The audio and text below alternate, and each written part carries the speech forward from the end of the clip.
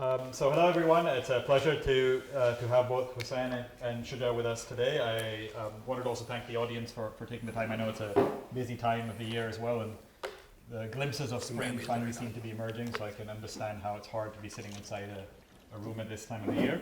But with that in mind, I'm really thankful to both Hussain and Shuja for being here. I'm the least likely person to be introducing them. I think my comparative advantage at this point is just keeping time, and so I'll do a diligent job of that. I'm an economist with very little experience in international affairs, but I do a lot of research in Pakistan, so I'm quite curious to hear about what Hussain has to say, but also Shuja's discussion afterwards. So the format will be basically we'll have half an hour both for Hussain to have his opening sort of comments, and then a similar amount of time for Shuja to respond with his comments, and then we'll open up for the last half an hour to the audience. What I'd like to do is kind of keep the comments to be, or questions to be short and brief so that we can get as many of them as possible. Depending on the interest, we might even collate a couple of comments together and then have both Hussain and Shuja respond to them. So I don't think either of the two gentlemen over here need introductions, but I'll do my job in doing that part as well. Hussain obviously is currently here to talk about his new book, the Delusions, I guess, that we will hear from Hussain, or at least the magnificent delusions we all have about Pakistan. But it's a piece which talks about a misunderstanding that we have on either side of the country. So I think it's an important subject with big ramifications. I'm excited about Hussain being here. Hussain's career is extremely impressive by any means. I keep sort of asking Hussain, what side is he on right now? Right now he's back in the academic circles, and so, but he's clearly been in policy circles and in journalistic circles, and so he's someone who has great insight into where Pakistan is, and hopefully, and I think more importantly, where Pakistan could be or might be headed towards. And I'm hoping we'll have some positive light, because it seems like a nicer narrative in Pakistan is probably needed. Shuja is the director of the South Asia Center, and Shuja has had a equally illustrative career, starting with journalism, and he's got some really interesting books, including one on the army. So I'm hoping we can hear a bit about that actor in Pakistan as well, which is clearly a salient actor. So with that, I think I'll just have Hussain start off. Thank you very much, Asim. I guess we can all remain seated here and talk. It might be easier that way instead of going to the podium and coming back each time, so that this becomes a more interactive discussion. Let me just begin by talking a little bit about where I'm coming from in writing Magnificent Delusions, which is a book on United States-Pakistan relations beginning with 1947, and the full title of the book is Magnificent Delusions, Pakistan and the United States, and an epic history of misunderstanding. Some would argue that there is no misunderstanding, that everybody has fully understood each other, and yet they've played a game that has not benefited either country. But I'm a Pakistani. I was born 10 years after partition. I have no memory of partition. I don't need a raison d'etre for why Pakistan exists, because I was born a Pakistani, period.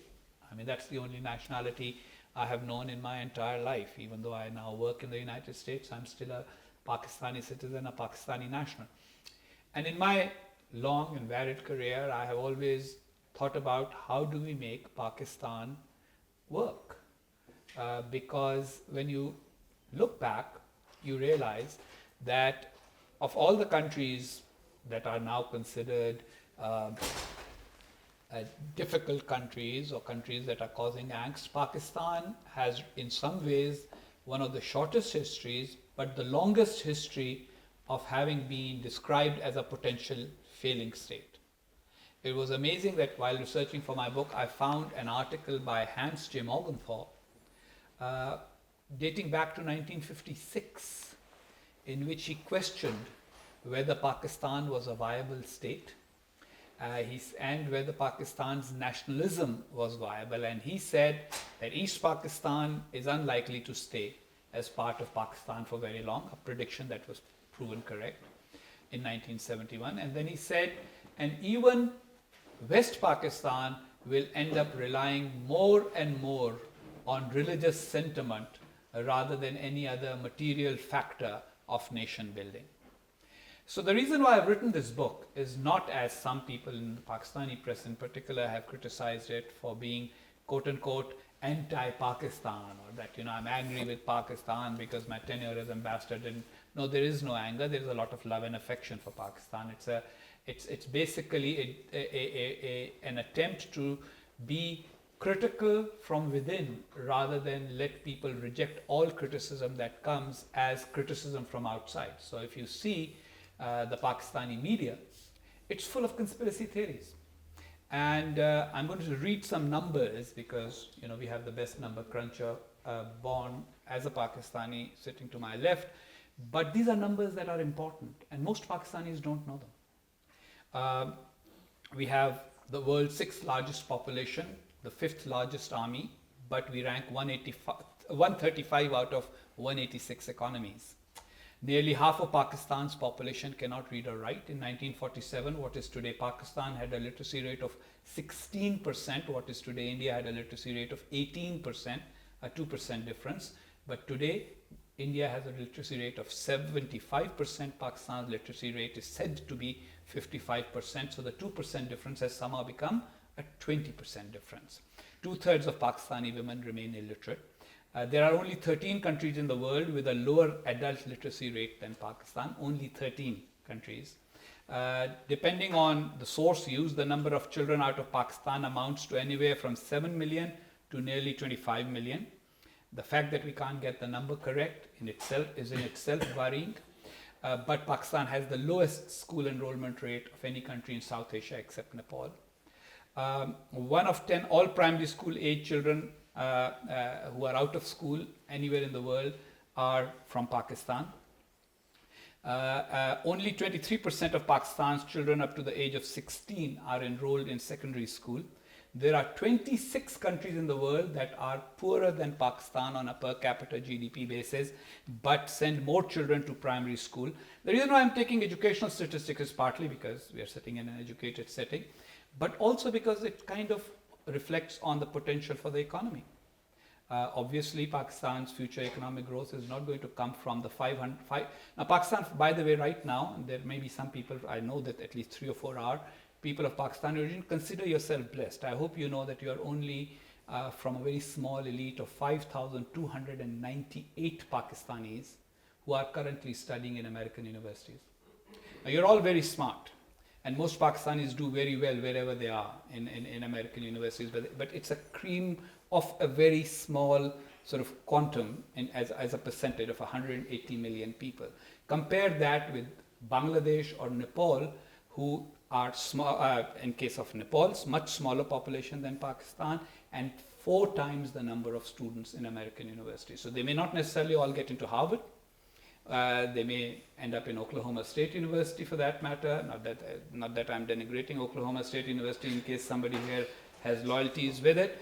But the point is that they are sending more students out as international students. Whenever I try to discuss this with Pakistanis, they always come back and say, but we must be going more to Australia and England and all that. No, the number for all Pakistanis studying abroad is not proportionate to Pakistan's population size within the South Asian context. More Bangladeshis come, and proportionate to the population, even more Nepalese and Sri Lankans come to study abroad. What's going on?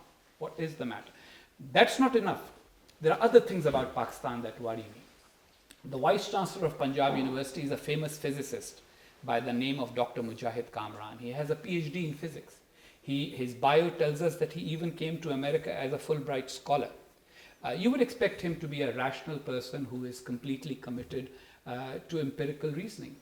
And yet he has recently written a book, published a book, which says that 9/11 was a conspiracy enacted by the cabal of bankers, which by the way is a term straight out of Mein Kampf. I hope you know what that refers to. It's the cabal of bankers refers to people of Jewish origin. The cabal of bankers that controls America and Britain, they conspired to make 9/11 happen as an excuse to go and attack Muslim countries. But that's not enough. He further says that people from countries like Pakistan who are pro-American, I'm sure he's talking about people like myself because I have been described as pro-American in Pakistan media, that we are controlled by the cabal of bankers through microchips implanted in our heads. When I tried to approach Dr. Mujahid Kamran through a mutual friend and suggest that, you know what, I mean, there must be some scientific way of figuring out if there is a microchip implanted in me, and if you can take it out and probably show it to the world. I mean, that's what you as a physics PhD who has been brought up to study empirical reasoning should think like. But that's not, but that's not the only thing that worries me, that he has these views. What worries me is that after he's made this statement and published this book, he hasn't been removed from his position as Vice Chancellor of the Punjab University.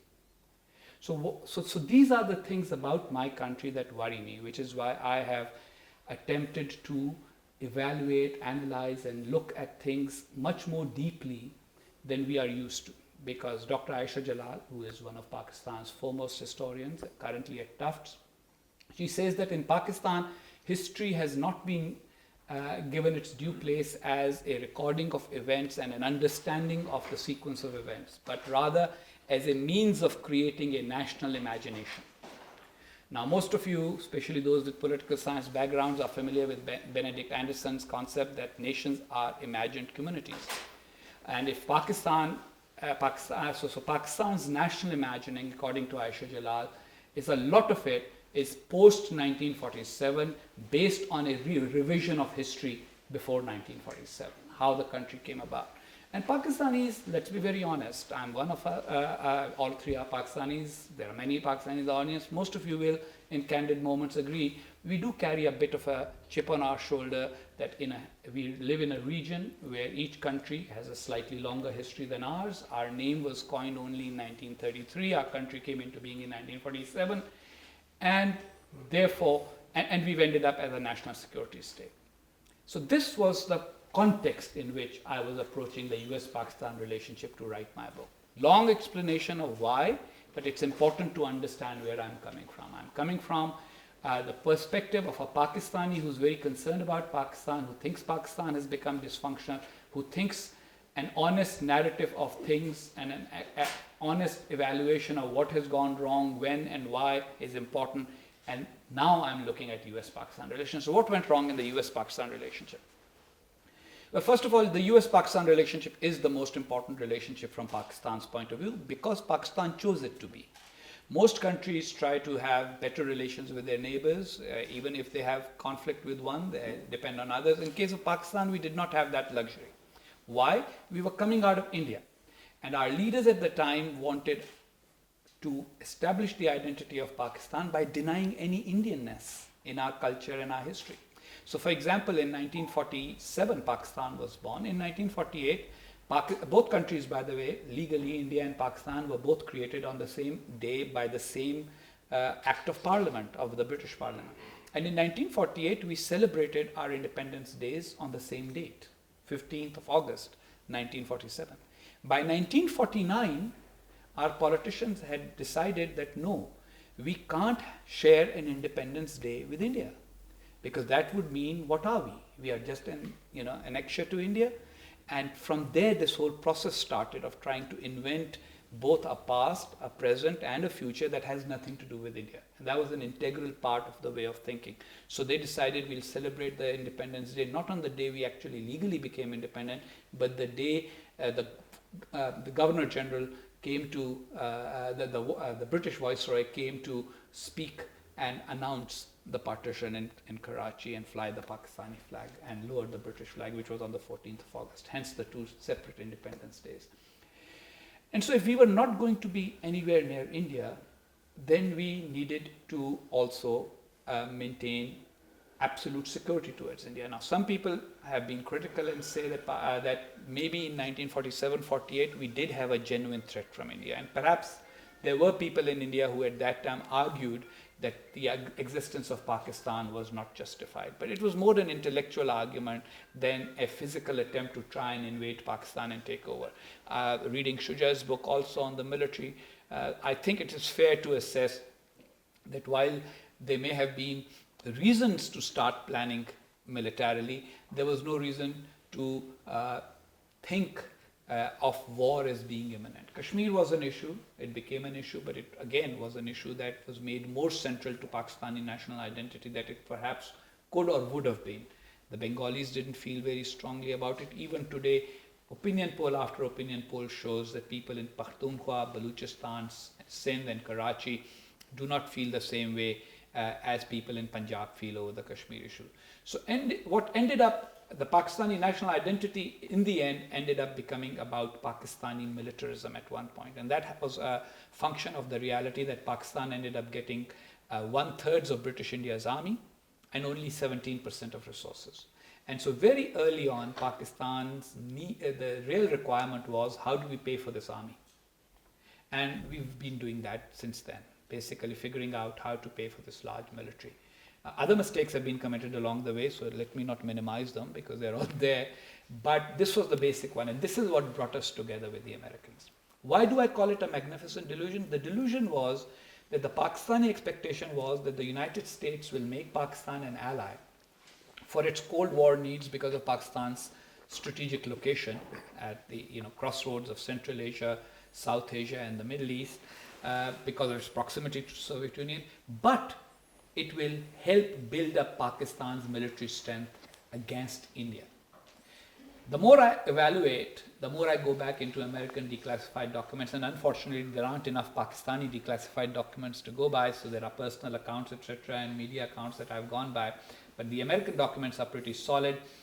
You find that the Americans were very clear that yes, we can use Pakistan against the Soviet Union and the communist bloc, but we have no intention of, and we can give them some security so that they don't feel insecure vis-a-vis India, but there was no intention on America's part ever to be part of Pakistan's desire to militarily become India's equal or to compete with India militarily and even to seize Kashmir militarily. So in 1965, when the war took place, that was the first time the breach came. America suspected supplies of weapons and spare parts, and Pakistanis went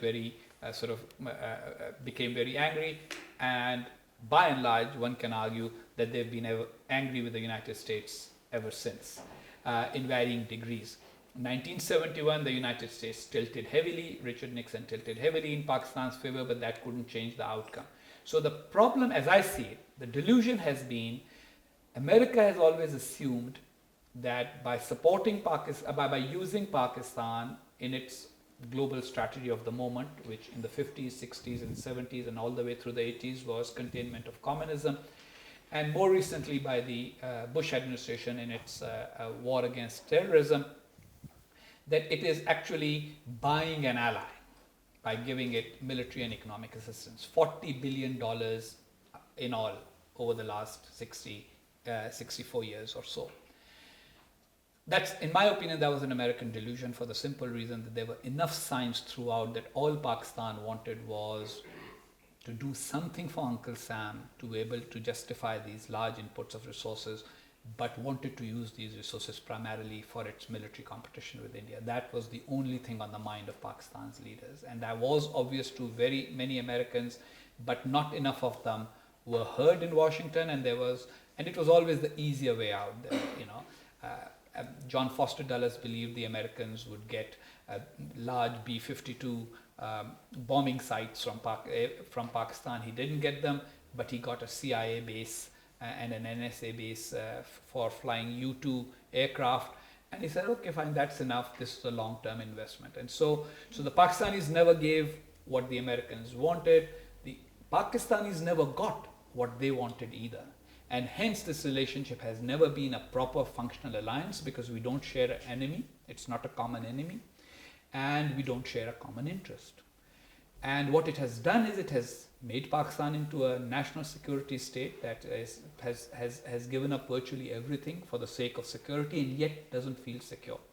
I sometimes say that after having nuclear weapons, Pakistan should have had a level of feeling very, very secure. Now we have nuclear weapons capability. Now no one can come and mess with us. But Pakistan has behaved like the man who buys a lot of weapons and then stays up all night, fearing that somebody will come and steal his weapons, and then gets high blood pressure from staying up all night and ends up having a heart attack because of the high blood pressure. So that's what we've ended up doing. After having nuclear weapons capability, we should have taken a deep breath and relaxed and said, now we are secure, but we didn't do that. And as a result, now we are facing an major internal challenge. A lot of people, including people in the Pakistani military, realize that the India as enemy thesis is no longer functioning. Pakistan's real threat now comes from Islamist extremists who are challenging the state as well as the nation. Pakistan's pursuit of an ideological raison d'etre and of trying to become an ideological state, by saying we are an Islamic state or a nursery or a laboratory for Islam, etc., has had another negative consequence. And America has inadvertently subsidized that view as well. Instead of in the early years, especially under the Truman administration, people did tell Pakistan's leaders that, you should become a functional, economically prosperous, modern state to keep even the communists who were supposed to be the shared enemy out, and that mullah rule or religious rule is not going to be particularly useful for you. But after that, especially beginning with the Eisenhower administration, the general tendency was that, Islamic fundamentalism is not necessarily a problem, because after all, those who are devout Islamic fundamentalists are anti-communist. And then, of course, it reached a particular peak under the Reagan administration during the war against the Soviets in Afghanistan, which resulted in creating Pakistan's huge jihadi capability, which to this day remains a problem for all the countries in the region and for Pakistan itself. So those are the delusions that the book describes. I have gone to great lengths to make sure that nothing in the book is unsubstantiated. There's hundreds of footnotes, 34 pages of notes at the end of the book, which is a lot of notes, which is why most of the criticism from my fellow countrymen that I receive is not about the facts. It's all about, well, you know what, you could have been kinder, you could have been nicer, because the general Pakistani sort of view is Pakistan's a victim, and we are a victim to having become America's allies in the Cold War, etc. My book points out that in the first 4 years, especially under the Truman administration, there was actually a lack of interest. The people who were on the ground, and I'm honored that Ambassador Tom Simons is here in the audience, who at that time was a child with 10-year-old with his father, who was working in the embassy in Karachi. But even then, the embassy liked Pakistanis and was trying to get attention from Washington, but Washington wasn't particularly interested in Pakistan at that time. Repeatedly, the assessment of Americans in Washington was, if we are going to have an ally in South Asia, the ally we really want is India. And so now when America does have that option a lot more seriously than ever before in history, Pakistanis really need to think long and hard about whether they can continue to remain dependent on Uncle Sam the way they have over the years. I'll finish my presentation on a slightly funny anecdote of the period when I served as ambassador. Pakistan has always had, Asim, as an economist, you will testify, one of Pakistan's long-standing problems has been the problem of maintaining sufficient foreign currency reserves. So it's always been an exchange problem for Pakistan, and so there were moments while I served as ambassador when for various reasons, external and internal, our foreign exchange reserves would take a dip. And the default mode, as I figured it out after 3.5 years, was always to pick up the phone and call the ambassador in Washington and say, ask the Americans to find a way of bailing it out. So there were moments when they were back, we were in arrears of something called the Coalition Support Fund, which basically is America pays Pakistan for fighting terrorists, which essentially are fighting, Pakistan is fighting for Pakistan's sake, at least in theory. And we send them, like, it's an expense account. So we send them accounts of, this is what we spent, on barbed wire in North Waziristan, on meals in South Waziristan, on sort of gunshots fired, etc., etc. And of course, Congress would sometimes push back and say, you know what, if it's an expense account, there must be verification. So we want to go and we want to send somebody who will actually see how much barbed wire did you actually use, or how much, once there was a famous incident of $100 million barbed wire bill, and there was a particularly harsh congressman who said, I really want to see what $100 million worth of barbed wire looks like. And yet, the United States government consistently obliged us every now and then. Of course, they never gave us what we asked for, because even beginning, and today Shuja was asking me where I got the figure, very early on in 1948, the first ask that Pakistan had, or was it in 47, first ask Pakistan had was for $2 billion, billion with a B. And what America could manage at that time to give us was $10 million, million with an M. Which is what, 0.05% of what we had asked for. So we would ask for 2-3 billion, we would get a couple of 100 million, but it helped us keep our foreign exchange reserves afloat. And I basically think that it's time for both Americans and Pakistanis to stop thinking of this relationship, of a relationship between two sovereign countries, both of whom have nuclear weapons, both of whom have large militaries, both of whom have their own aspirations and ambitions, to stop thinking in terms of this dependency that breeds resentment that has lasted for so long. And Pakistan needs to find its own solutions to its own problems, needs to find a way of getting along with its neighbors. We have tense relations with Afghanistan, we have tense relations with India, and now we have tense relations with Iran of late. And that doesn't make sense, to have good relations with the United States, which is far away, and bad relations with our neighbors, and expect that American military support and aid and equipment will help us survive and do better. Second, we really need to do something about our own economy. Third, we really need to do something about our own educational system. And lastly, we need to get rid of this ideological paradigm that does not allow us to be part of the 21st century, even though we live in the 21st century. If the state's aspiration is to try and emulate more and more of glorious moments from Islamic history, which are not empirically proven to have been glorious moments, then that state will definitely stumble in the 21st century. So that's where I'm going to stop my little presentation about my book, and at the same time invite you all to actually buy the book and read it. It's available on Amazon.com. It's available in hardback right now. It's available in audio format, and you can download it on your Kindle as well. So on that commercial break, thank you all very much for coming this afternoon and listening to it. Thanks, Husain. Shuja. Thank you very much, Asim, and thank you to Harvard for inviting me. It's always a delight to be on the same stage as Husain. The trouble is, on a topic like this, I'm reminded of a famous 60 Minutes interview that Mike Wallace did with the Shah of Iran, in which Mike Wallace asked the Shah of Iran, why did you abolish the opposition party in Iran? And the Shah's reply was, we had a yes party, and then there was an of course party. So the danger often is that when Husain and I are on the same stage, it becomes a yes and an of course. But there are differences in the way we look at it, and I'm appreciative of his acknowledgement in his book that I put him onto this title, because I was thinking of American Notes by Charles Dickens. And in that, there's a wonderful passage where he describes, actually he's talking about the architecture plan of Washington, that one designed by Pierre L'Enfant. And he calls Washington a city of magnificent intentions, because what the Americans did to L'Enfant's plan is really not very kind.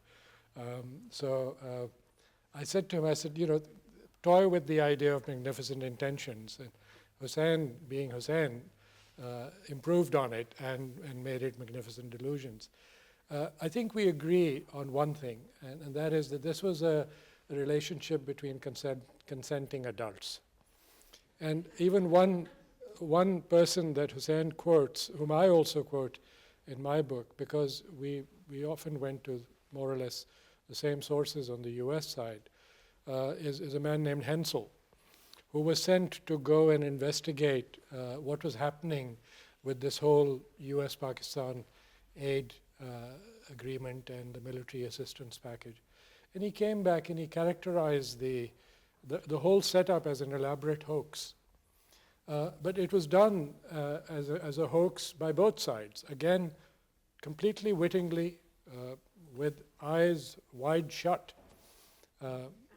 Both sides went into the relationship knowing that each side wanted something, and in return the other side would do something for it, but that the other side had other motives which had nothing to do with what was in the interest of the other side, whether it was the Americans or Pakistanis. And I should declare my own priors in this because I'm an American. But you can't take away the Pakistani from me because I was born in Pakistan and grew up in Pakistan. The other thing that you should all be aware of, because Hussain has mentioned my book on the Pakistan military, I come from a military family and I'm very proud of it.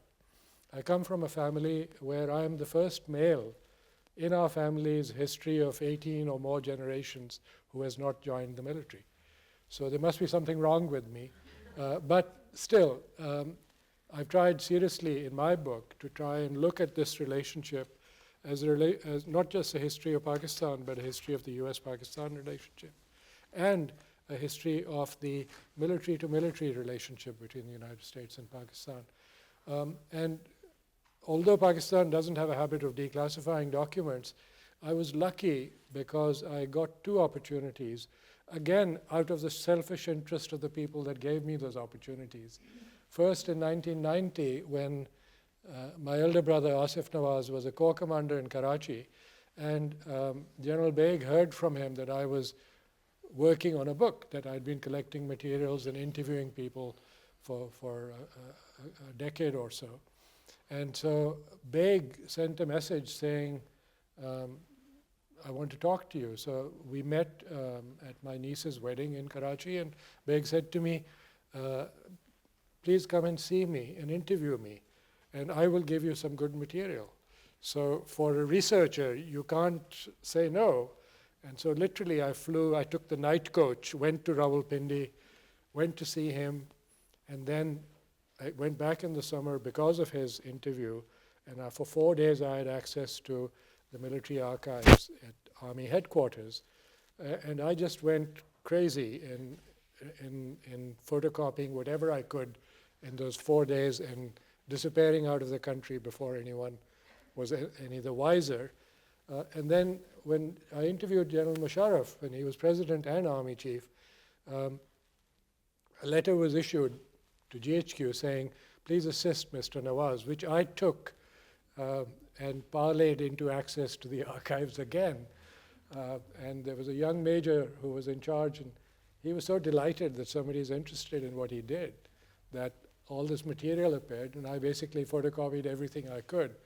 And they even, by mistake, showed me more current meetings of the Corps Commanders' minutes and the Joint Chiefs' minutes, which I photocopied dutifully. And again, I disappeared before anyone was the wiser. So I have tried to piece together the Pakistan side of the US-Pakistan relationship, and particularly on the early side. But before I get into those details, and I'll just share a few things with you.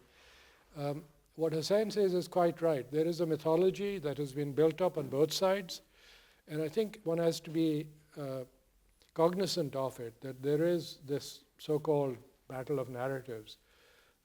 Interestingly, one of the more telling quotes is from Ziaul Haq in a book that Ambassador Jamshed Markar wrote, in which Zia said to Jamshed Markar that being a friend of the United States is like living on the banks of a great big river. Every 4 years, the river changes course, and you're either left flooded or high and dry. And so that captures, in essence, the Pakistani complaint. Or another more recent quote from Dr. Rifat Hussain, who is a scholar in Pakistan, who has also served in the embassy in Washington under Ambassador Lodi. Rifat was quoted as saying that this is like this relationship is like a couple that sleeps in the same bed, but dreams different dreams every night. So there is this divergence of these dreams that I think affects how each side views the other. Now, I talked of the disconnect between the two sides. And Husain is quite right. The disconnect began at the beginning. The 2 billion figure that he quotes, I asked a question about that today, because in the days when that figure was quoted, apparently, and I haven't seen the document, it was quoted in Pakistani rupees, or in using Pakistani numbers. So 200 crore was translated as 2 billion by Husain. In those days, of course, if the English word billion had been used, we were a British colony, and so Pakistanis would have thought of a million as being 1 billion. It was only in 1974 that the British started adopting the American billion. So now the question is, was Mir Laik Ali actually conveying an official request? Was this something he came up with? Was there any homework done? I doubt that, quite frankly. I don't think any homework is ever done in Pakistan. These things are decided on the spur of the moment. And this was also a period during which Hussein's wife's grandfather had just been officially nominated as the ambassador, after a period of great uncertainty when any number of people of Pakistani or Muslim Indian origin had kind of put themselves forward as envoys of Pakistan in America and sent messages to Mr. Jinnah saying, I should be your ambassador. So Mr. Isfahani was selected because he was a close confidant of Mr. Jinnah. And so that undercut a lot of these people. But there were any number of these kooks or people who had no idea of what money was or whatever. So that 2 billion figure, I think, is now going to reverberate because Hussain has publicized it. But in those days, nobody had $2 billion. The US government didn't have $2 billion to give, even if they wanted to. Much later, it took quite an effort, and it was a coalition of funds. So it's a mind-boggling figure, but I think it kind of shows that there are these great expectations which then are greatly unmet, and that leads to this resentment. On the other hand, I agree with Hussain that by accepting US money in largesse, you also create this paradoxical situation where there's great resentment. You're giving us the money, therefore you expect us to do things. Well, that's the way it is. It's been a transactional relationship, and it's not going to change. And actually, if you look at the more recent numbers, if you look at total military and other aid flows to Pakistan, we're already on the glacis of that.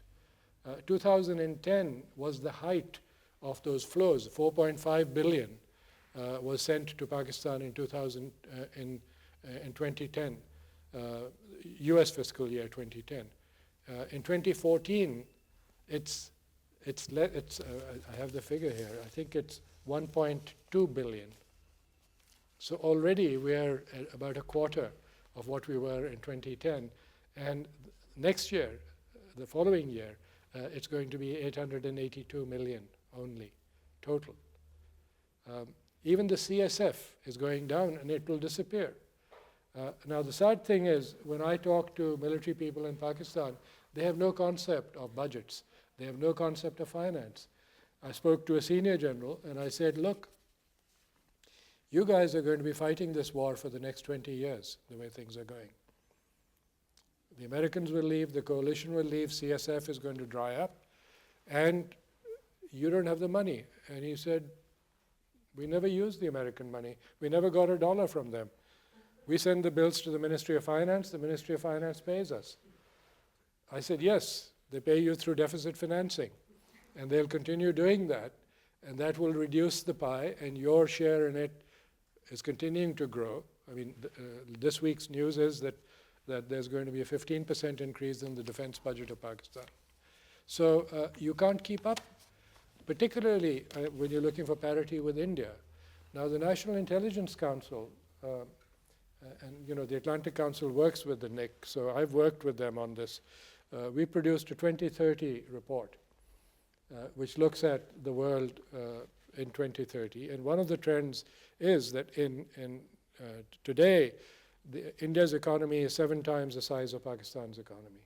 By 2030, it will be 16 times the size of Pakistan's economy. I shared that with General Kiani, and he took a deep breath. And I said, you need to reevaluate what kind of equilibrium you're seeking. Now, going nuclear is one thing. It gives you that sense of security. But it's not the ultimate security. The ultimate security is a strong society and a strong economy. And that is not something on which there is agreement in Pakistan, because there isn't a debate or discussion on it. Within the last month, there's been great debate about the new national security policy. I just shared the document with Husain. It is basically a wish list for the future. Now, if wishes could be horses, we'd all be flying them and riding them. It's not going to happen till there is a national debate and a discussion, till there is some ownership within the society. This is not something that governments do. This is something that societies do. So let's look at what this relationship can and can't do. Because it's been a roller coaster relationship. I've characterized it as such. Husain has characterized it as such. Even the earlier strong US-Pakistan military relationship was built on this subterfuge. I have the minutes of the top secret meetings that took place at Army headquarters in Rawalpindi. Everyone was sworn to secrecy, and they were told not to even mention it to their wives. Amazingly, they didn't. This was in 1954. This was in the weeks. It's mentioned in my book too, by the way. I have all the minutes. In the weeks preceding the first visit by Brigadier General Myers to Pakistan to assess Pakistan's military needs, they said that the word India is not going to be mentioned in the minutes or in the meetings. So the whole idea was to sell to the Americans the idea that Pakistan would be an ally with Turkey, we'd have a joint plan, we would defend the southern border of the Soviet Union against any incursions into Iran and for the Iraqi oil fields. And then the Americans insisted that there ought to be an operational plan, so the Turks and the Pakistanis obliged. Now, this is a very interesting footnote. Avra Warren, who was at the Consul General in Karachi, probably when your dad was there. Ambassador. He later became ambassador to Turkey. No, he He was also ambassador. Yeah, I see, okay. When he moved to Turkey, he took on the role of being Ayub Khan's tutor. And so every time Ayub Khan went to Turkey, he would tell him, look, the Turks know how to do this. They know how to deal with America. You need to learn from them. And he would put together tutorials. And Ayub talked about that. And that's when the process began of creating the strong military-to-military relationship and strengthening the military vis-a-vis the others. Very interesting comment also from Sir James Maurice James, the British High Commissioner to Pakistan. Because after '62, the US-Pakistan relationship started unraveling.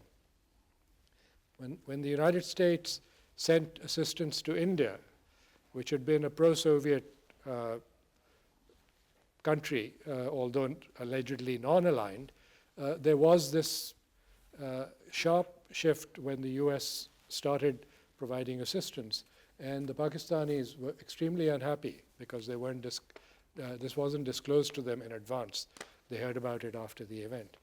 So Maurice James talked about the danger of doing this, of further strengthening the Pakistani military. He said it was already the strongest and best organized element in the country. And in his view, giving it more arms, quote, was to risk creating a situation where it would not be so much a case of Pakistan having an army as of the army having Pakistan. Others have since taken to owning this phrase. I know a few scholars in Washington that say that they came up with this phrase of Pakistan, the army owning Pakistan, but this is the original source, and I thought I'd share that with you. And what the military leadership ended up doing was they had this policy of having a gun to their head and said, stop me before I shoot myself. So if you give me more money, I will be able to continue doing all the good things for you because après moi le déluge. And they always pointed to the Islamic fundamentalists with whom they had a patron-client relationship developed, particularly in the 80s and beyond. And so then you have this tremendous concoction of a story about Pakistan being bombed into the Stone Age by General Musharraf, which has no basis in reality. This was not the case. Richard Armitage did not threaten to do that. Neither did his DG ISI, Mahmoud Ahmed, convey to him that this was a threat. This was a conversation that he in fact had with a friend in New York who said to him, you better do what the Americans want, otherwise they're going to bomb you back into the Stone Age. So there was a kind of conflation of what he wanted to believe and what he believed, and that led to this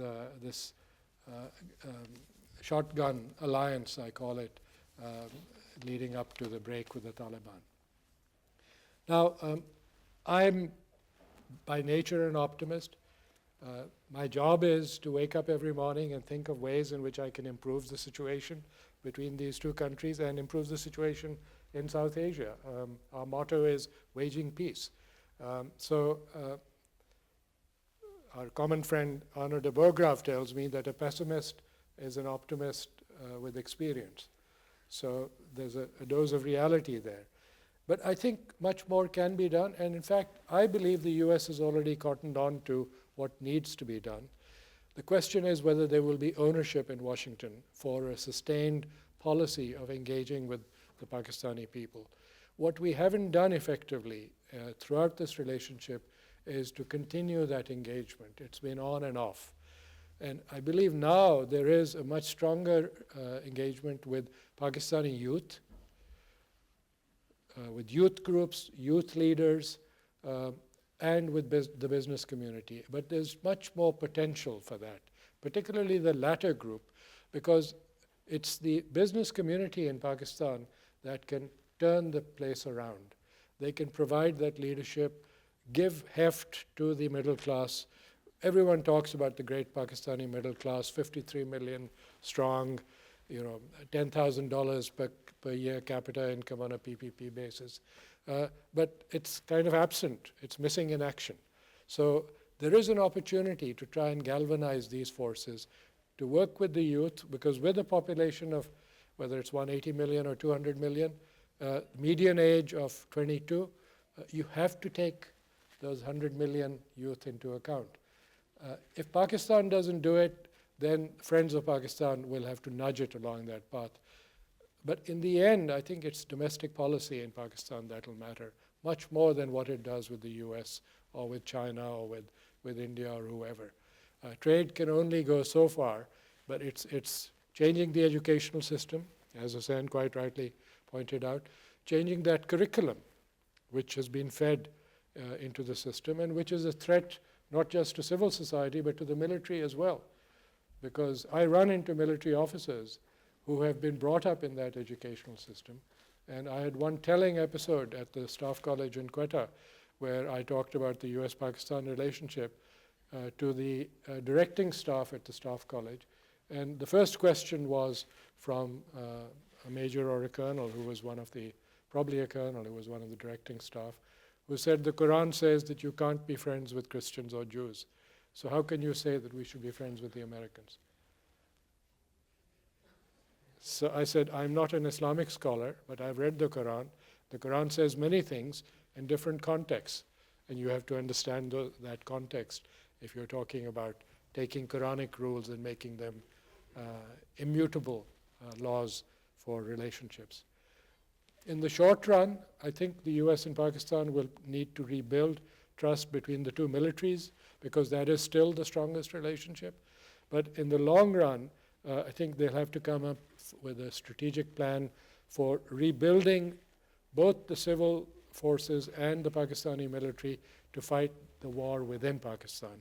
Because if they lose that war, then there's no future for Pakistan and there's no future for the US-Pakistan relationship. Now, there is the national security policy, as I said, which has just come out. It is still a list, a laundry list of wishful thoughts. There is no debate that has been generated by the government. If the government doesn't do it, since this is now becoming a public document, I think civil society will need to take it upon itself to debate this issue and to see what needs to be done, because if they can do that, then Pakistan will have a coherent view of where it wants to be 10, 15, 20 years from now. No short-term measures will really do. I think this has been the bane of Pakistan's policy framework, that they've always gone for the quick fix.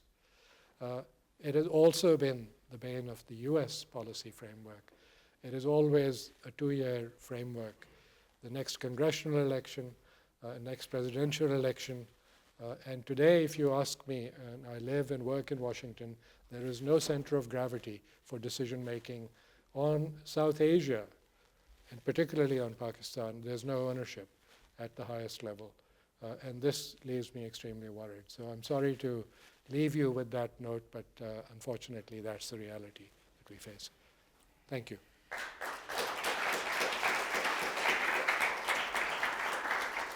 So I think we'll open up directly for questions. Like I said, why don't we, if you briefly identify yourself and just ask a question. And while people think up questions, I have a couple of comments on what Shuja said. Shuja, after 18 generations of people being in the business of soldiering, becoming a scholar is definitely evidence of genetic improvement. As far as the Pakistan, there are too many marriage and relationship analogies in case of US and Pakistan. And each one makes me wonder, some of them I've used myself in the past, but even if this was a relationship between consenting adults, we all know that there are some anatomical issues which result in only one becoming pregnant. And in this case, it's Pakistan that is the one that has ended up with all the problems resulting from this relationship between these two consenting adults.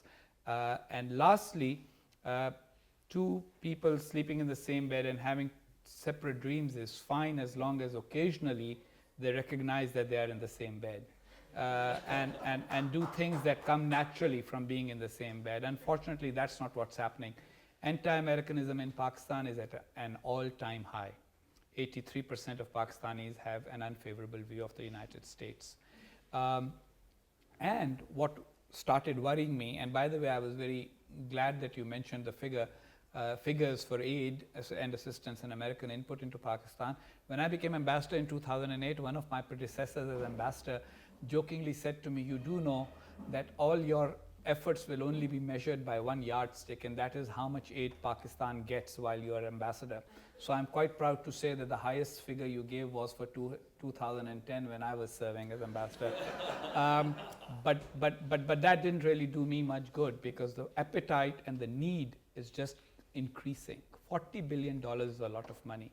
And when I compare that with $15 billion, which is the total amount of money that the United States Treasury had to cough up for South Korea, and how they translated it into an economic miracle, and in case of Taiwan, it was even less. It was $10 billion for Taiwan. So it makes me worry as to what is it. We all keep coming up with new ideas. As ambassador, I came up with many, civil society, political party, reform, etc. But sometimes maybe some of us also need to sort of wonder whether it may not be a good idea to have a relationship that does not have a huge aid component, because the appetite in Washington, D.C. to approve more money for Islamabad is definitely at an all-time low. And that will also have consequences. So how can we bring both sides to looking at each other from their own perspectives? Okay, so what does Pakistan want? And then, and Pakistanis coming to terms with what does America want? And stop saying, but why don't the Americans want what we want? They don't. Let's be realistic in how to move forward, and vice versa for the Americans. I find that among some decision makers and policy makers in Washington, but I share Shuja's concern that currently there is general drift in policy towards South Asia. Nobody is in charge. nobody is seriously taking interest. The strategic partnership with India has gone for a 6, using a cricket expression. And as far as Pakistan is concerned, again, there is frustration, and Washington DC is divided between pessimists and real pessimists on Pakistan, and none of that augurs well for the relationship. So I can't resist now, since you guys are, That was the plan. So first of all, what I'm trying to struggling with is, these are great kind of insights into our history, but as someone in a different generation, the obvious answer to me is, why care? In other words, if I believe what you guys are saying at some level, is it really important? Is a myth having a relationship to begin with, right? Which is, should we even, it's complicated as it is, why even bother setting up a relationship? When you talk about financial numbers and flows, I think there's a myth in economics, which hasn't been borne out by empirical evidence, is that the supply of money somehow is a big deal, or growth will happen when money comes in. That's just not the case. I've done enough work in Pakistan. When we are flush with liquidity, we do nothing with it. Most economies who have fragile financial systems can't. They end up in speculation. And that's money which is coming in as direct business flows, not even twisted money coming in and all sorts of strings attached to it. So there's an argument to say, I'd like at least to kind of hear from you guys to say, given all these awkwardnesses, should we even bother about this, or should we just say, look, let's just get our things in order and forget about the rest of this stuff? Just ignore the mental resources we spend in mending this relationship. Would that be too unfair a view to take, or I just wanted to kind of... I agree with you.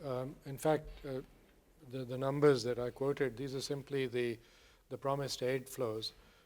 So if you look at the 7.5 billion, the Kerry Lugar Berman funds, today, which is this year is the last year of that 5-year period, 3 billion of that are still not dispersed, for the simple reason that Pakistan doesn't have the capacity To absorb it. To have the projects effectively set up, and the government thinks that just having the money is not enough. So that, I entirely agree with you, that's the wrong yardstick. This bilateral assistance is probably the last thing that Pakistan needs. And one of the reasons for that is that the Pakistan economy is doing very well. It's doing very well because there's a very powerful informal sector. And you still have remittances that are coming in at the $13–14 billion a year that are keeping the country afloat. So they really don't need the 1.5 billion of Kerry Lugar Berman every year. It's just a small pittance when we compare it with the money that is unrestricted, that involves direct transfers, that's actually doing something in the country, helping people. But that's not the issue. I think the issue really is what I was trying to say, which is Pakistan needs to focus on getting its house in order, which means the economic house, which means the political house. If it gets its polity straight, then gets the educational system straight, all good stuff will happen. The FDI will come in and it'll be quickly absorbed. There's no reason why it shouldn't. All its neighbors are now worried about it. I had the Chinese officials for the first time come to me. Just to kind of think of the political economy over here, is that process accentuated by not having money, or is it catalyzed by it? I think it helps when you are faced with the fact that the government has no money. Then it chooses policy frameworks rather than talking about money. And Shuja, that's where the rub lies. You see, look, the remittances go to private individuals and families. They don't go to the government. The problem of Pakistan has always been government finances and the treasury's finances, and that's where the linkage is between Pakistan's militarist outlook, and because maintaining the 5th largest military in the world or 6th largest military in the world is expensive. But why not tax reform? And tax reform, again, is a political question. Will it happen? Yeah. But I guess what I'm asking pointedly is it better for the US to starve Pakistan of money, or is that what I'm hearing you guys say? I think tough love is definitely what's required. Without that, Pakistan is not going to get the message, and it needs to be nudged along that path. But I would much rather that this happen internally rather than due to external pressure. We would all like that to happen. Unfortunately, that's been the case. Whenever there have been phases of relative tough love. There's been a lot of effort on the part of Pakistan to try and reverse the tough love rather than to respond to it. I see. You know, and so that hasn't happened. And I actually think that this, when Shuja says that, you know, there's no reason why FDI won't come, etc. Actually, I think there are reasons why it won't come. You see, Pakistan has to become a nation that is not xenophobic for foreigners to feel comfortable. I mean, traveling in India, or for that matter, even in Kabul now, you don't feel the xenophobia that is sweeping Pakistan. You know, you turn on the television and somebody is raving on about, you know, the Jews and the Hindus and the Christians and the Americans or something like that. And the welcome that people felt in the 40s and 50s and 60s when, you know, now, I mean, the only investment that has seriously been coming, and you would know that better than I, has been portfolio investment rather than, you know. Well, we've got the RF Naqvis of the world who are investing through a large capital. But the bricks and mortar investment also involves people. So we actually, I personally feel that all the technical and other issues are important, but a fundamental shift in the way we look at what it is to be Pakistani.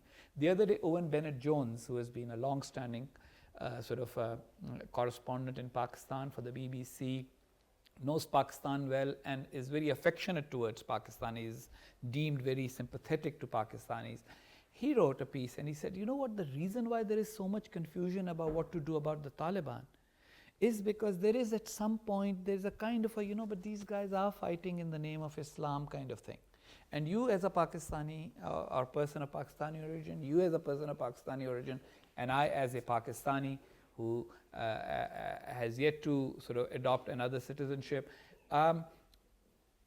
we all know the fact that Pakistan has this fundamental issue of what it means to be a Pakistani. The whole, the connection with Islam and the whole ideological state business does enable a lot of people to justify a lot in the name of Islam. People like Abdul Qadir Khan can justify selling nuclear designs to Iran and Libya in the name of, you know, it's for the sake of Islam I did it. I did it for the sake of bringing down the American empire. And that psychological dimension, I think, right now, if I had a magic wand to fix things, the only thing I would use that wand for would be to deal with this psyche, that everything wrong is somehow, you know, so what's the big deal if Daniel Pearl was murdered? That's the way some people talk in Pakistan. Or if an anti-Semitic act happens, you know, well, that's to be understood. Or killing Ahmadis in their mosque, I mean, while they are praying. Well, yes, but they don't believe in the finality of Prophet. What does one have to do with the other? What justifies the killing of ordinary people, people at prayer, just because you disagree with their religion? The attacks on Shias, you know, I mean, you just have to follow Pakistanis on Twitter to see how some of these debates are taking place. I mean, the number of people who say, yeah, but the problem with the Shias is they look towards Iran. Oh yeah? They look towards Iran, so they deserve to be slaughtered? I mean, what is going on here? And that, I think, is a bigger problem than just the numbers. I think we've said a lot of stuff over here, so I want to open up now. I think one of the best thing to do is to kind of collate a couple of comments. Like I said, introduce yourself, keep them very brief, and we'll take about 4 or 5 and then respond to them. Gentleman on the right over here. Just for our recording. Sure. If you just sort of raise your hand and...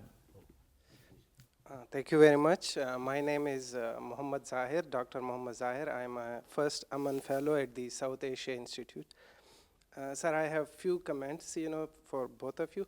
One is that, you know, you mentioned Punjab University. Punjab University lies at the center, the Vice Chancellor of Punjab University, Mujahid Kamran, for his behavior. In the, you know, the cultural hub of Pakistan, you know, Lahore is quite open, but Punjab University has been taken over by Jamaat Islami, you know, and this guy comes from physics department. Unfortunately, they were involved in one of the biggest scandal, you know, that they almost, you know, they copied more than 200 articles in their name and published them. So, you know, and this did not matter, you know, and he was appointed as a vice chancellor.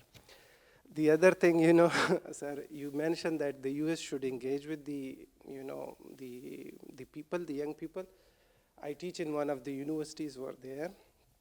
In my university, so USAID is building a huge building for our education department, that will transform, the studies of education in northwestern Pakistan. I belong to Charsadda and lives in Peshawar.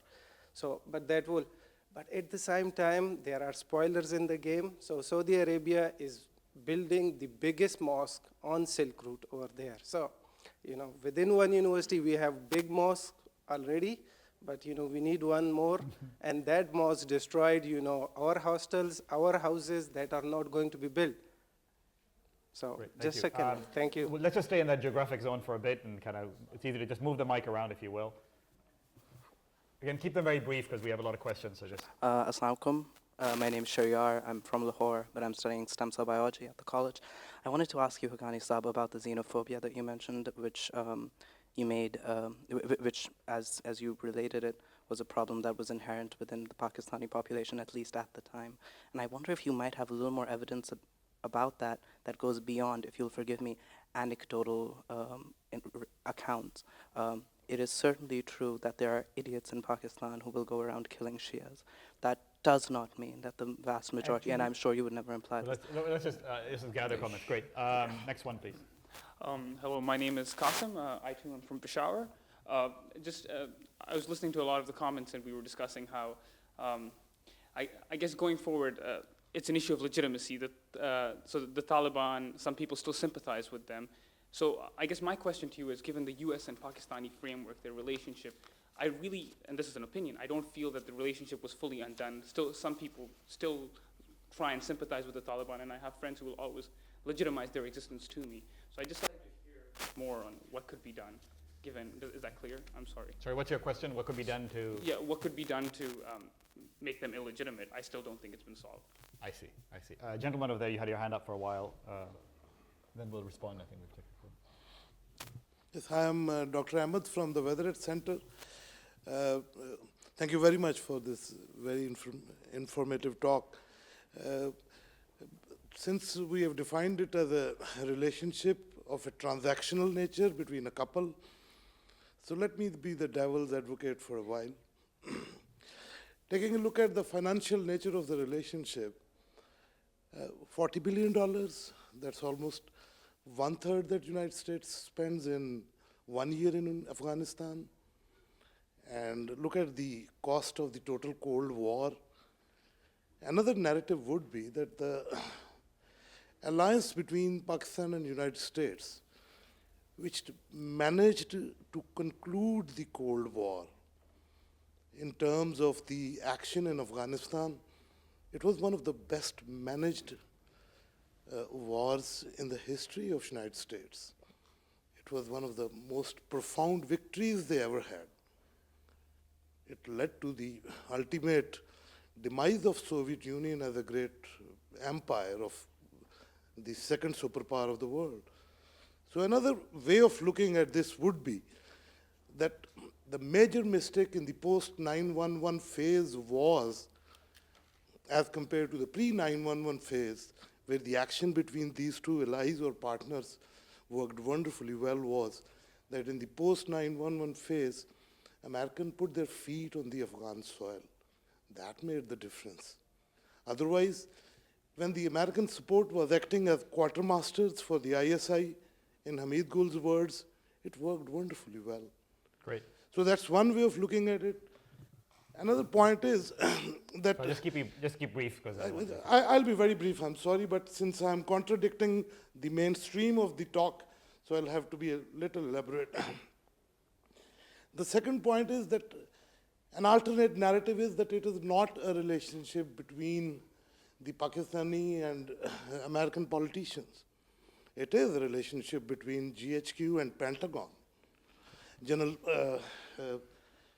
CENTCOM chief, his visits to Pakistan generally go unannounced in the press.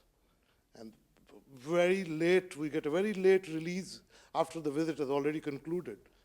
So that relationship stays strong between those two forces, and that is the core of the relationship, in my opinion. And it has worked quite well. Okay. My last question, my question right now from the two gentlemen on the stage is from Bruce Riddle's book, because it takes me to a confusion regarding the start of the Afghan initiative, Brzezinski and Afghan initiative, is that Bruce Rill says that in the triangular partnership between ISI, GID, and CIA, it started first between the Saudi GID, not the Jordan, the Saudi GID and ISI before, and CIA was co-opted later.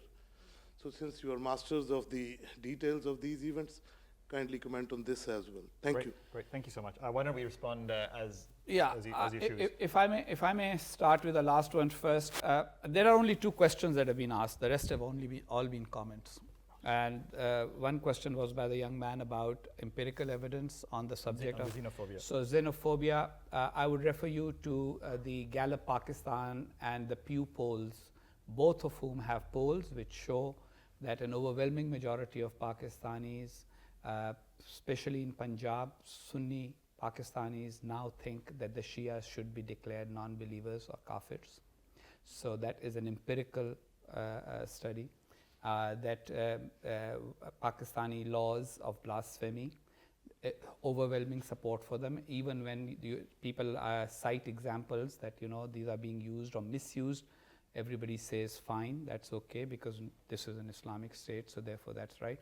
That is a sentiment that is really there. So maybe we can agree to disagree, but very frankly, this is the denial I'm afraid of among our community. We don't want to face these realities. As far as xenophobia is concerned, xenophobia, I mean, I don't know what is an objective measure. You're the numbers guy. If you can point me to it, I'll find that as well. But that there is a general Pakistani discourse of negativity, definitely lots of anti-Hindu, anti-Jewish sentiment in Pakistan, increasingly anti-Christian sentiment. The fact that Pakistan's non-Muslim minorities have actually been moving out of the country consistently for the last 3.5 decades, and the population numbers have actually changed significantly. Things that people can say in respectable gatherings and get away with them and nobody says anything about them, those are all realities, and denying them may satisfy our patriotic urges, but they are not really dealing with the reality that exists in our country. On the subject of the GID ISI partnership, by the way, that is, I think my book also talks about the fact that Pakistan had a program going on in Afghanistan long before the Americans came on board against the Soviet Union. So that's the answer to that question. Quick response to your thing about Afghanistan. Bill Milam, who was ambassador in Islamabad, once said to me that every Pakistani he meets thinks that Pakistan's cooperation with America in Afghanistan brought the Soviet Union down, and every American he knew did not think so. So this is again one of those things that we believe. Yes, it was one of the arenas where America rang rings around the Soviet Union, but it wasn't the definitive arena. It was important. America got something out of it. Pakistan should have thought twice about what it was igniting, because it had implications for Pakistan, because we had a Pashtun population and they were going to remain our citizens long after the Soviets had gone. Ziaul Haq never anticipated the Soviets leaving at the time when they did. He did not expect the Geneva Accords to take place, and so the Ziaul Haq game was much longer, and for that I refer you to my first book, Pakistan Between Mosque and Military, which deals with that. That is also available on Amazon.com. You might actually get a good deal on both of them together. As far as the transactional relationship is concerned, look, I'll be very candid here. In a transaction, you don't go around having a discussion about, but you know what, you paid so much for her, why are you paying me this much? You agreed to a price, the price was paid, the customer went unsatisfied. That is the problem with the transaction. All these little stories about, but you guys spent so much in Afghanistan and you did this and you did that. This is again that narrative that I am trying to counter. That we've created this narrative of victimhood, that when we get the money we are victims, when we don't get the money we are victims, when we get less money than others we are victims. This is an irrational narrative. America doesn't owe Pakistan anything. And Pakistan shouldn't owe America anything in that sense either. This should be a relationship between two mature nations based on shared interests. And those interests should be clearly defined by both sides and understood by both sides. The American complaint on the transactional part is that many times the transaction has not been fulfilled. Things have been dangled and not been delivered from the Pakistani side. The Pakistani complaint is that Pakistan's expectation that America will actually, because of Pakistan's support for America in the war against the Soviets, etc., Pakistan will be helped against India. That has been unfulfilled. But the truth is, there was no commitment from America that was clear on that issue. So as transactions go, the problem with this transaction is the lack of fulfillment of the terms of transaction. Talking about, oh guys, you've spent so much money elsewhere, why don't you squander more of it on us? That is hardly the way to conduct relations with I don't know if nations. you want to comment a bit on... Just very briefly, just to reconfirm, in my book I interviewed Prince Turki Al Faisal, and he confirmed that the GID and the ISI had jointly agreed to launch operations well before the Soviet armies moved into Afghanistan, and then they worked together to bring the CIA into it after the Soviets moved in. So that's confirmed. The other point I want to make is on the Pew polls. Except for 2012, which because of the aftermath of 2011, there was a dip, there is one question in all the Pew polls which has never been unpacked. And that's a question which was, do you want better relations between the US and Pakistan? 6 out of 10 Pakistanis consistently, going way back, have been saying that. We need to understand why they want better relations with the United States.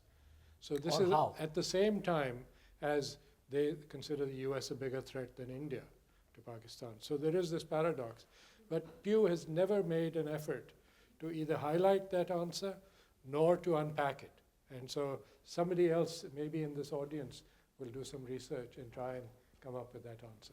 And I missed the point on the legitimacy of the Taliban. I fail to understand what can be done except a honest discourse. The problem in Pakistan right now seems to be there is no honest discourse. Some cricket star stands up and decides he's going to sit in judgment on people's religion and their patriotism. Anybody who questions them is, as he calls them, a worshipper of dollars or an American agent. So how can you have an honest discourse about that? So the legitimacy of the Taliban comes from this dishonest discourse, which has become very entrenched. Okay, we'll take questions. Again, take a few more questions. Just raise your hands if you will. Gentleman over there. Yes, thank you. One of the folks on the panel, I think it was you, Shuja, made reference to the alleged quotation of Richard Armitage. What was the strategic, or I should say, what was the reasoning, either strategic or tactical, for Pakistan to support the Taliban? And I guess as a corollary question, do you feel that anybody in the United States government has ever really appreciated that reasoning? Great, thank you. The lady over here. Hello, my name is Aisha Iqbal and I'm a finance student here at Harvard. Thank you so much for coming. It was a great opportunity to listen to you. My question is for Ambassador Haqqani. First, in your book, you just mentioned all the historical facts about Pakistan and American relationship. Could you also hint on some of the solutions that you did at the end of your presentation, just to elaborate on what could be done in the future and why do you think this time is important? I'm sure you have known the facts for last few years since you were serving as ambassador. Why do you think this time is particularly important to do something about it? And also, regarding the educational system in Pakistan, for both of you, do you think it will be an important or something needs to be done regarding education you mentioned, but do you think we should take the religious part out of the educational system in Pakistan to lower the extremist view of the youth in Pakistan? Thank you. Question right there, Heather. Oh, sorry, go ahead. Sorry, I didn't see you. Hi, my name is Ben Lamont. I'm a senior at the college. My question is very brief. What lessons might there be for the Chinese looking at the U.S.-India relationship? Sorry, excuse me, the U.S.-Pakistan relationship. Well, maybe also for that, but...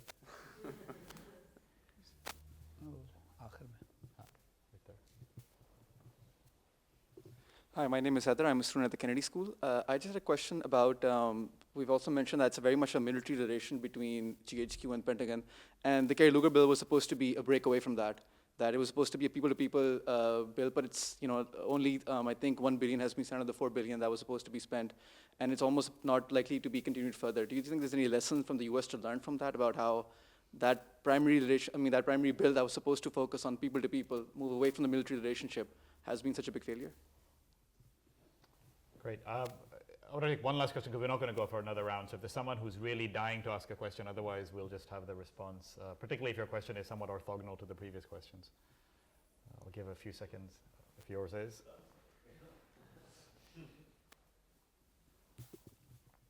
Last question.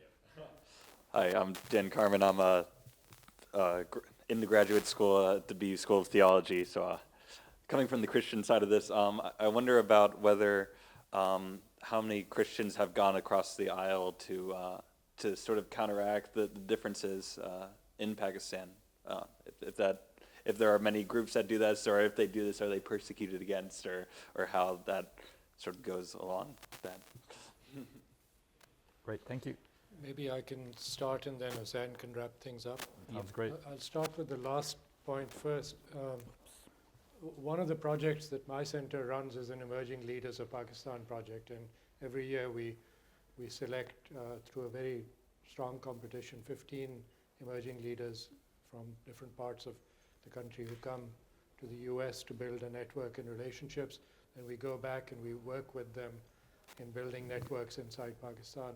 And one thing that we noticed consistently was a number of emerging leaders that we identified who are working either the sectarian space or the interfaith space.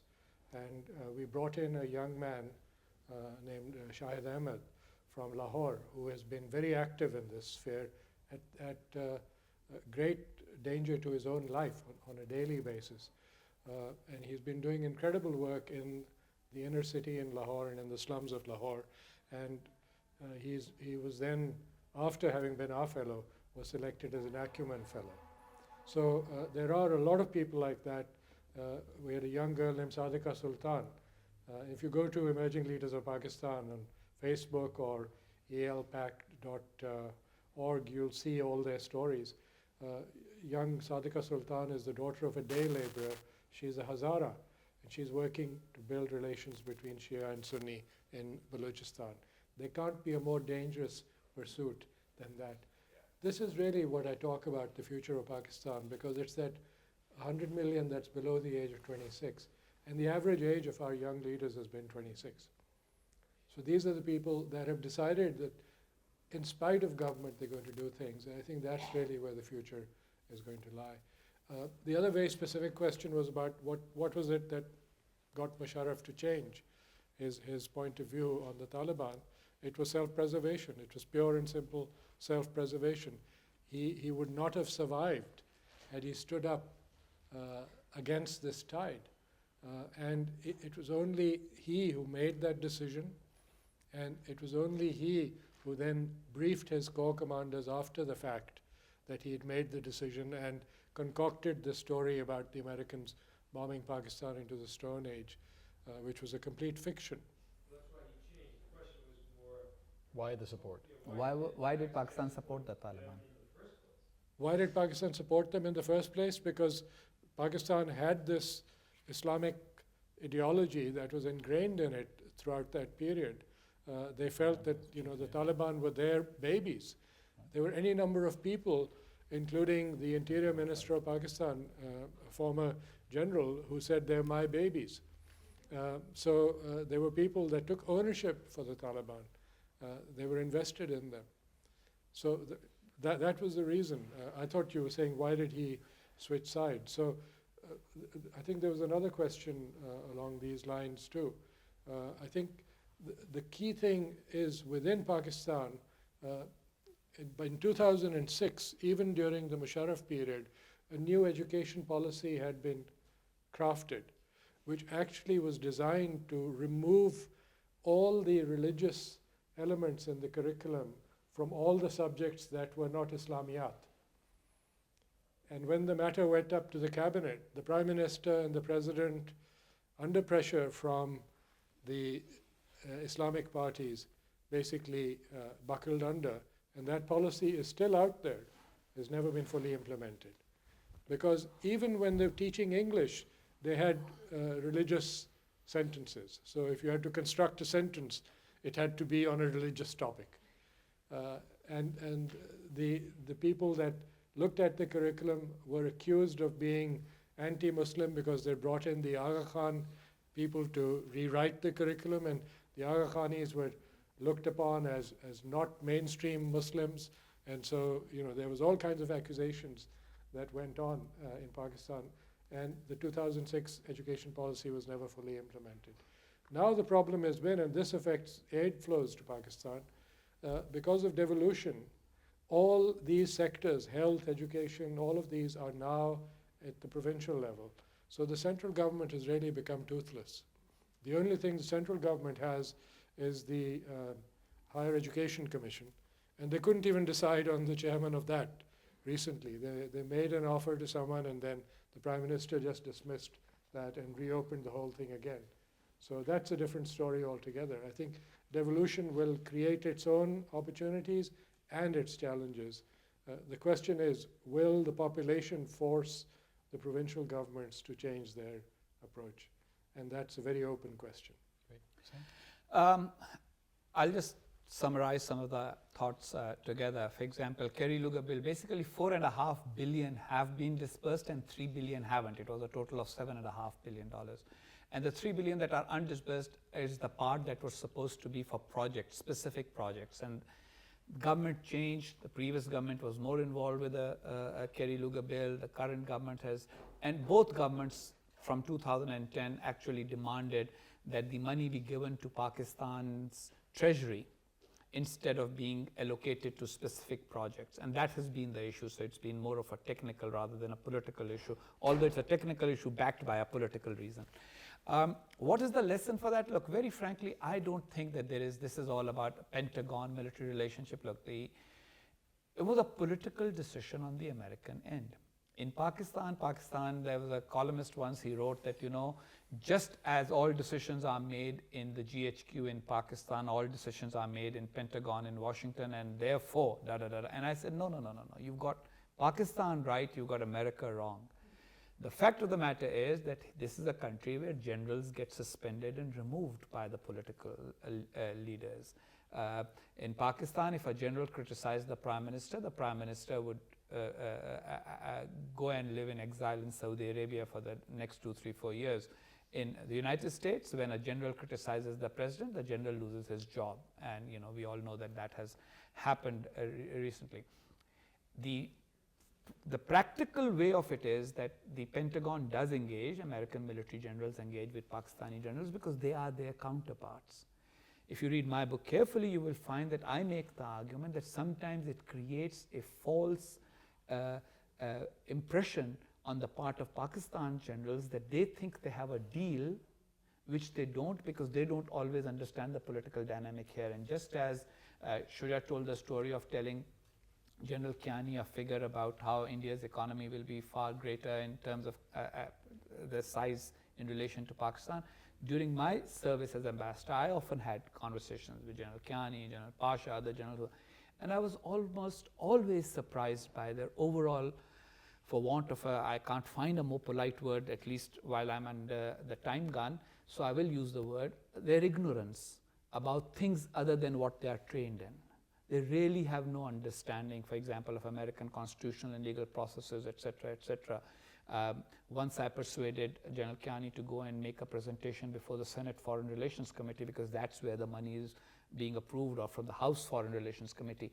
And when he came back, he said, gosh, these people ask very tough questions. They don't show respect for a military officer, So it was just like not understanding the different political cultures. And in the past, it worked okay, because political leaders from Eisenhower to Nixon actually were supportive. Reagan supported, the Reagan administration supported. Now we are in a unique phenomenon where the general-to-general relationship will remain.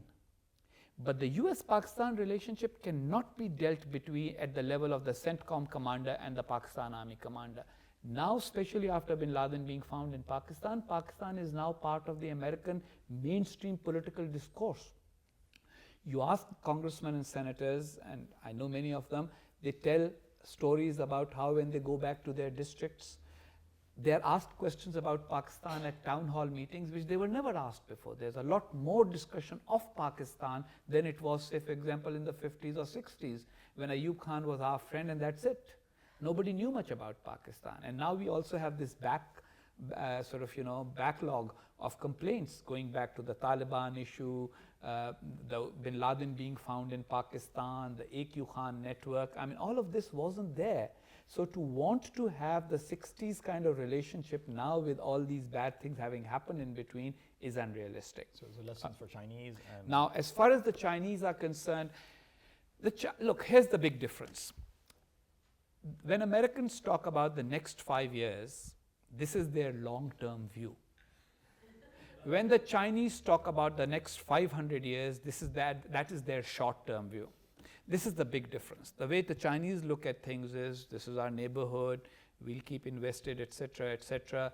And if Americans could learn to split the difference from 500 to 5, start thinking at least about 20 years, maybe that is the real lesson for you. The lesson for the Chinese is, don't become short-term like the Americans. This whole 2-year, 4-year cycle business is what causes the problem. Every time there's an advance, the statement of General Ziaul Haq was accurate.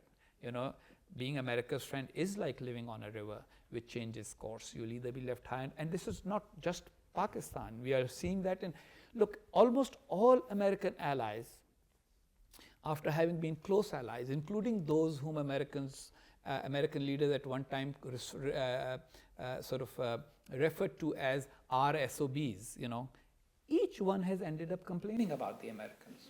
So it's time for the Americans to reflect on what do we do wrong, which happens here, but I think not enough sometimes to change the thing. There are American domestic politics affects American foreign policy. But there is a general reluctance to recognize that the local politics of another country will affect their foreign policy also. You're either with us or against us. I'm going to force you to end on a positive note. There was a question about solutions and why this is the right time. And I'm going to come to the solutions. As far as, the solutions on the relationship, I think, is that there has to be an acceptance of reality on both sides. Pakistanis have to recognize that their whole worldview that America is going to become the equalizer with India is unrealistic. And therefore, they have to engage with America like they have to engage with any other major part of the world, based on reality. And if we don't do that, Pakistan will come to more harm and more grief as we move along. What needs to be done? Look, just as I am against excessive pessimism, I almost always also warn against unrealistic optimism. Optimism should always be based on reality as well. Pakistan needs a time of self-reflection. Pakistanis need a time of self-examination. There needs to be much more open and honest debate within Pakistan. Pakistan needs to move away from discussing ideology to discussing policy. And to discuss policy, you have to start discussing facts and not live under illusions. As I keep reminding people, 95% of Pakistan's population today, like me, was born after partition. They are Pakistanis by birth. They are not Pakistanis by any ideology. So we don't need overdoses of ideology. Curriculum reform, but not only curriculum reform. I call it narrative change, an overall reconsideration of what makes a nation. What is it? What is the function of government? The function of government is not inculcating more religion into a person's life, because no one has ever succeeded in doing that throughout history. A government's purpose is essentially to provide services to the people, provide security. And if we can have a serious policy debate in Pakistan, then maybe we can deal with our issues. And once we have the capacity to deal with our issues, we can also deal with allies and potential friends like the United States, more realistic and without emotion. Good diplomacy requires cool conversations, not one party or the other walking out in a huff. And you can't always say, you know what, everybody's against us. There is an Indo-Zionist conspiracy against us all the time. When you have that mindset, you will not have realistic relations. So if Pakistan can overcome that part, and the Americans can get a slightly longer window of looking at things instead of just 2 years, 3 years, 4 years, they can understand that other nations need a 5-year, 10-year, 15-year, 20-year understanding, then perhaps we can both be in business. Great.